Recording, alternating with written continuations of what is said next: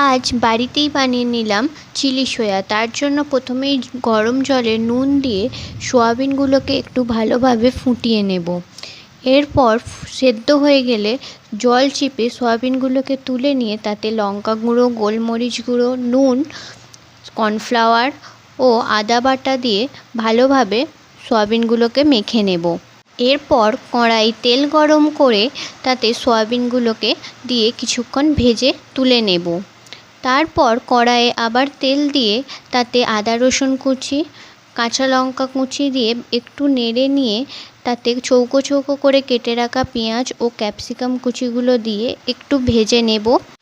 এরপর tomato ketchup, soya sauce ও জল একসঙ্গে মিশিয়ে নিয়ে কড়াইয়ে দিয়ে দেব।